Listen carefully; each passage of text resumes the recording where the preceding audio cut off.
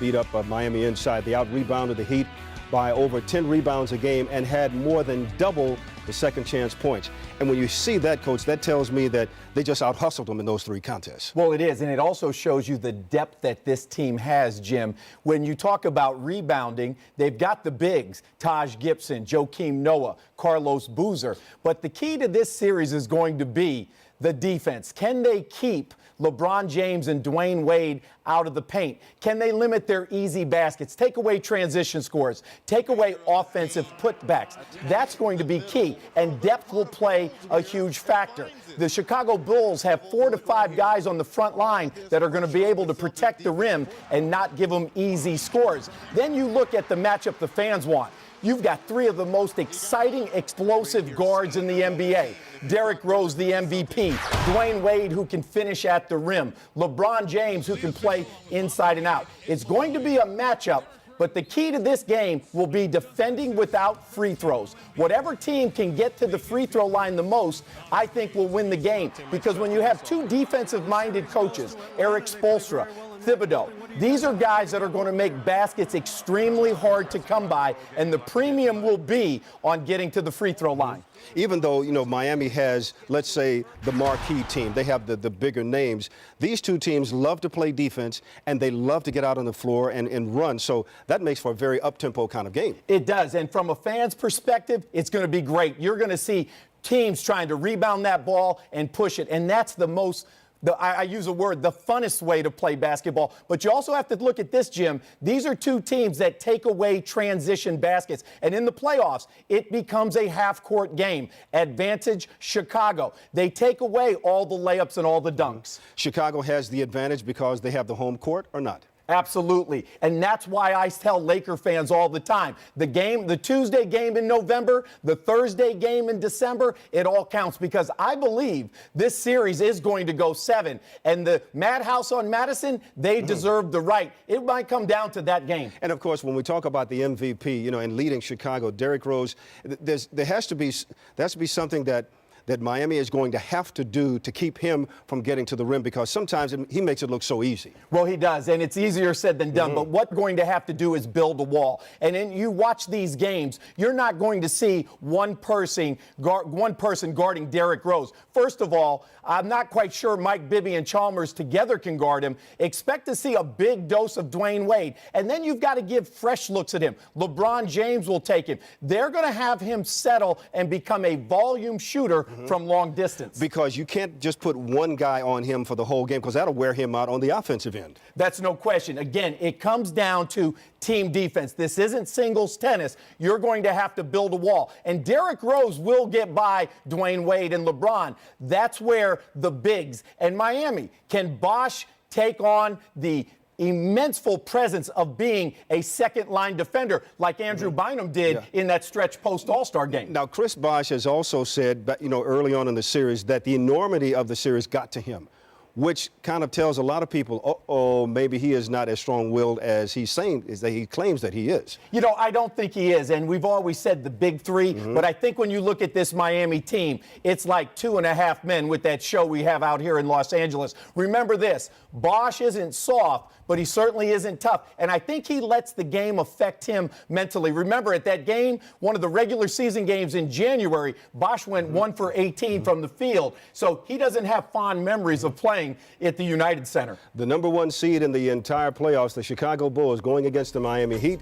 Best of 7 series with a spot in the NBA Finals at store for them. All right, everybody. When you look at the numbers, it's hard to argue against Phil Jackson being the greatest coach in NBA history. Phil finishes with the most titles, the most playoff wins, the highest winning percentage, and the 5th most regular season victories of any coach in NBA history.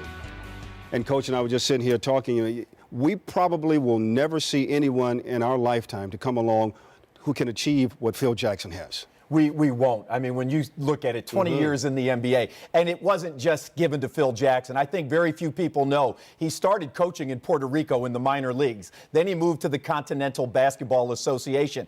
Then he started his journey in the NBA. And there's a lot of people that say Phil Jackson isn't the greatest coach in ever.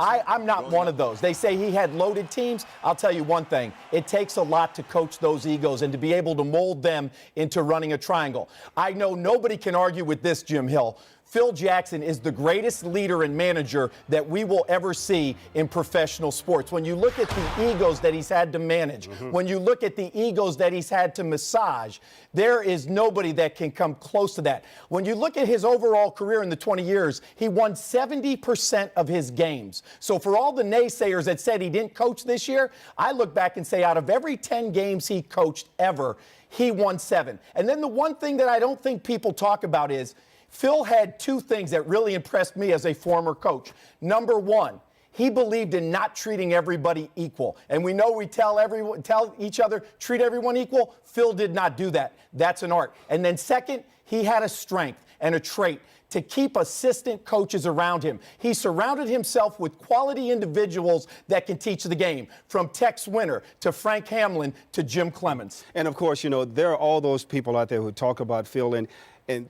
you had an experience, 2 experiences with him. One, coaching against him. The other was covering him. When you coached against him, you didn't like him, but you got a different opinion and maybe a better look into the man when you were out in El Segundo covering him all the time now. I did, and we were just talking about that because when I coached against him and I was on Byron Scott's staff in New Orleans, I really did not like him.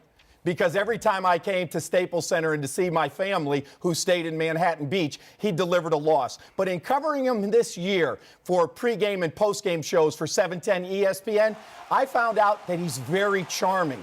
I found out watching him that there's a calmness about him that I am going to take if I ever decide to go back to coaching. And then there's also the love and the trust that he had in his players. Everyone wondered why he didn't get up and call a timeout, because he wanted his players, Jim, to go through that scenario and figure it out himself, because in the end, it would pay dividends, and those dividends were championship trophies. It's really hard to argue, to argue with success.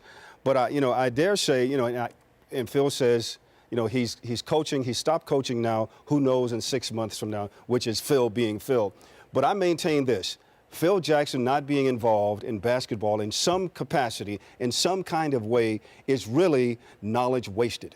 It really is, and I teased a couple people, and I said the only place that Phil Jackson will coach again will be on an Indian reservation in Montana in a volunteer role. But see, the thing that nobody realizes, Jim, it's the travel. And while Phil Jackson isn't sick, his bones, his size, getting in and out of planes, getting into hotels at 3 in the morning, he is going to miss the game planning. He is going to miss that camaraderie. I hope that he runs a franchise, because no one's had the success like Phil. And as you said, we won't see that again. We certainly won't. And of course, when he came here, everyone thanked him for coming here. And as he leaves here, everyone wants to thank him for all the wonderful things that he did in helping to bring all those championships and those banners to the Staples Center and to the Lakers.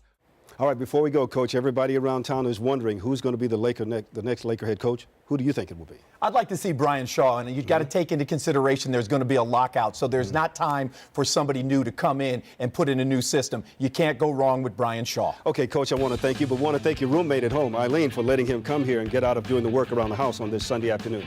All right, Eileen, thank you so much for letting him be here. That's going to do it for this edition of Sports Central Sunday. And so for head coach Dave Miller, we always call him the coach affectionately, I'm Jim Hill saying thank you so much for watching. We'll see you next time. So long, everybody. Sports Central is brought to you by your Southern California Hyundai dealers.